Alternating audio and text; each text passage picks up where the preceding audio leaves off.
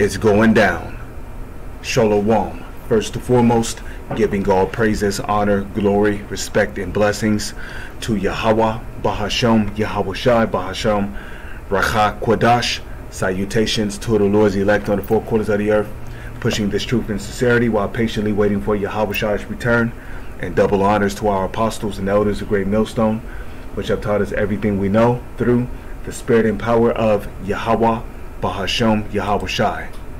And welcome to another series of It's Going Down, being brought to you by the spirit and power of Yahweh, Bahashem, Yahweh Shai. United States gasoline prices set new record.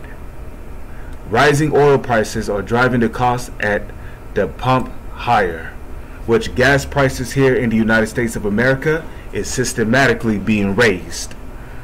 It has nothing to do with Russia or Ukraine or sanctions being put on the United States gas by Russia.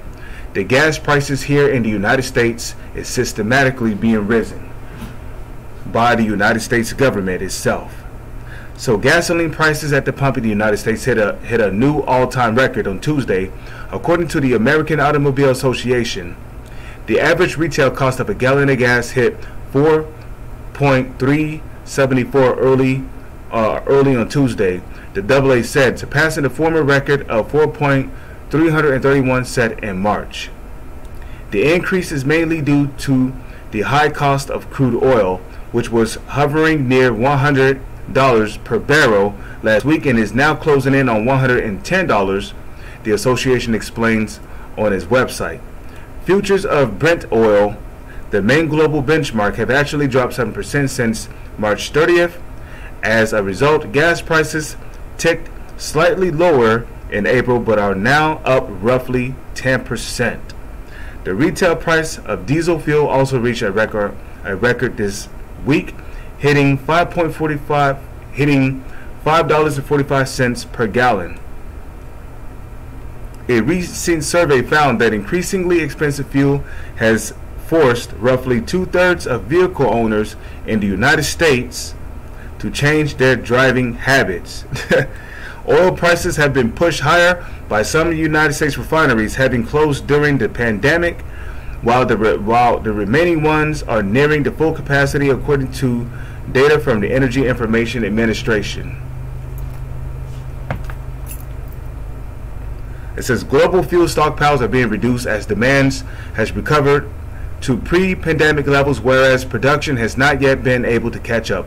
Oil supplies tightened further after Russia, a major oil exporter, launched its offensive in Ukraine, leading to the United States and the EU and their allies imposing sanctions on Russia and banning or planning the phase out of the country's oil. And the sanctions being put on Russia's oil has nothing to do with gas prices being raised here in America.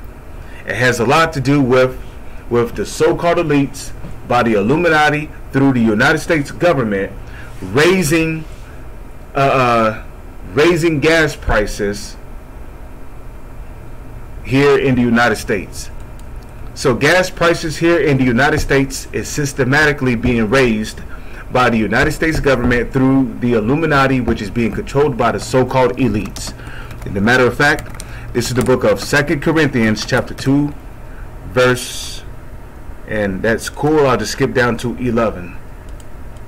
2 Corinthians chapter 2 verse 11. Lest Satan should get an advantage of us, for we are not ignorant of his devices. Now the word Satan goes back to the Hebrew word shaitan, which means adversary. Your adversary will be your main enemy. Who's our main enemy? So-called white people, starting with the so-called elites, trickling down to the rest of their nation of people, also known as the biblical Edomites, according to the Holy Scriptures. This is our adversary, but I'm mainly talking about the so-called elites, because they're the ones who have control over the different governments around the world.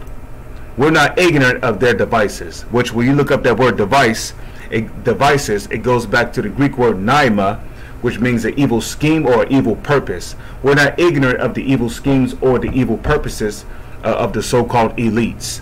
With that, I'm going to say shalom. Is on to the next one.